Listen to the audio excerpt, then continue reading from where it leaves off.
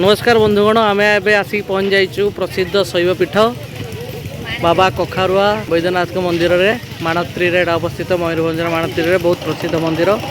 देखो आज सोमवार जो बहुत भिड़ दुकान बजार सब बस लोक मैंने बहुत भिड़ मो सागर मो शला भी आसी।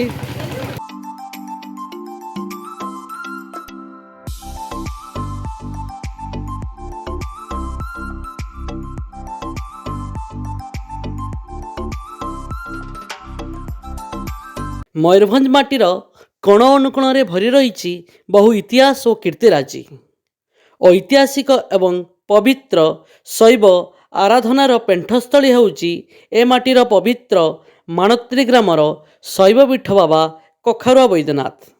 एही पवित्र शैवपीठ भक्तमानक मध्यरे अत्यंत प्रसिद्ध।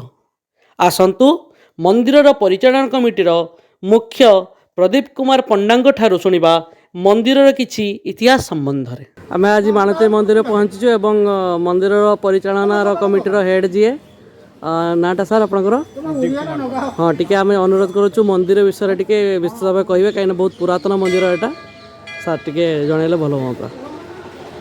ये हूँ बाबा कखारुआ वैद्यनाथ पीठ एवं पुरातन शैवपीठ जहाँकि 700 वर्षर पुराणा यहाँ पियाजी संपर्क मंदिर निर्माण संपर्क किंवदंती अच्छी से किंवदंती अनुसार जड़े पश्चिम देशर राजा प्रबल कुष्ठ आक्रांत हो पुरी जाऊे भल हाँपाई यही क्षेत्र में पहुंची बहुत आश्चर्य से बहुत आश्चर्य जिनस देखिले से डेरा पकई रहिले स्वप्नादेश है तो पुरी जावा दरकार ना ये मत पाइबू ये मत स्थापन कर पूजा से जहाँ पाइला तो नदी मझी गर्भरे शिवलिंग उभारे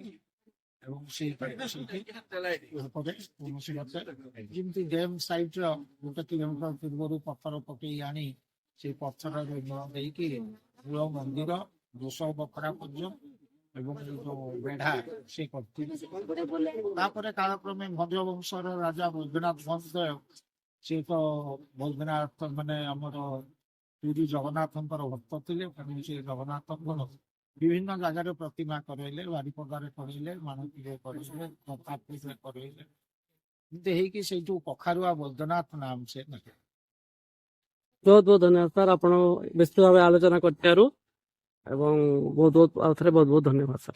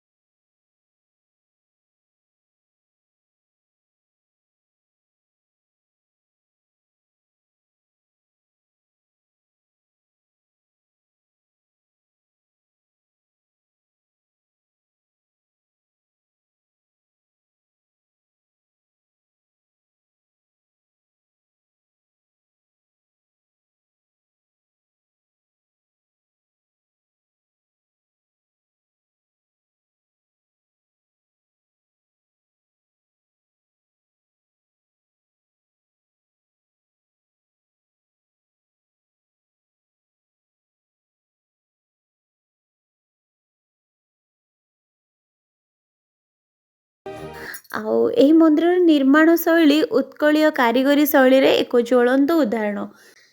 ସାଙ୍ଗମାନେ ଏହି ମନ୍ଦିରର ଉଚ୍ଚତା ପାଖାପାଖି 63 ଫୁଟ 6 ଇଞ୍ଚ। ଆଉ ଏହି ମନ୍ଦିର 3 ଭାଗରେ ବିଭକ୍ତ କରାଯାଇଛି। ଗୋଟେ ହେଉଛି ନାଟ ମନ୍ଦିର, ଆଉ ଗୋଟେ ହେଉଛି ଜଗମୋହନ, ଆଉ ଗୋଟେ ହେଉଛି ଗର୍ଭଗୃହ। ଏହି ମନ୍ଦିରର ନାଟ ମନ୍ଦିରରେ ମହାରାଜ ଶ୍ରୀ ଯଦୁନାଥ ଭଞ୍ଜଦେବଙ୍କ ଦ୍ୱାରା ନିର୍ମାଣ କରାଯାଇଥିଲା।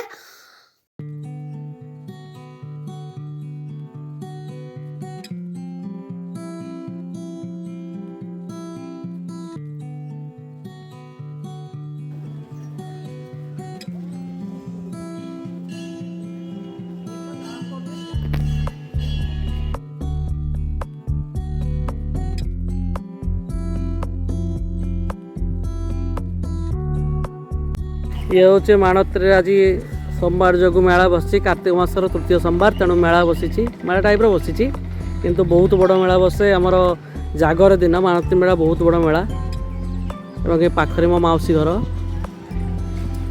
बहुत बड़ मेला बसे केबे सुविधा करके आसतु निहाती आसतु बुलिया बहुत प्रत्यक्ष ठाकुर कथापुर ठाकुर ये बाबा कखार वैद्यनाथ।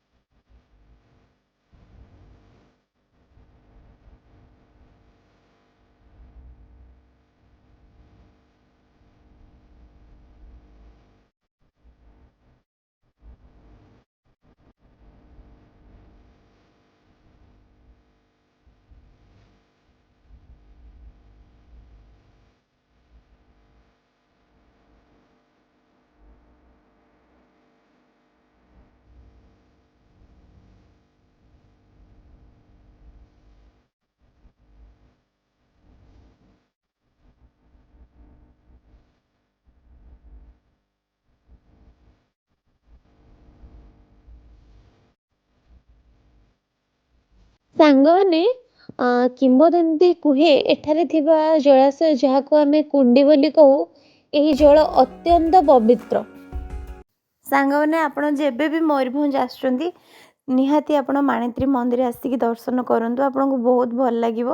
ଏଠିକାର ମନ୍ଦିର ଆଉ ପରିବେଶ। ଆଉ ଯଦି ଆପଣମାନଙ୍କୁ ମୋ ଭିଡ଼ିଓ ଭଲ ଲାଗିଥିବ ଦୟାକରି ମୋ ଚ୍ୟାନେଲକୁ ଲାଇକ୍ କରିବେ, ସେୟାର କରିବେ ଆଉ ସବସ୍କ୍ରାଇବ୍ କରିବାକୁ ଭୁଲିବେନି ସାଙ୍ଗମାନେ। ରହିଲି।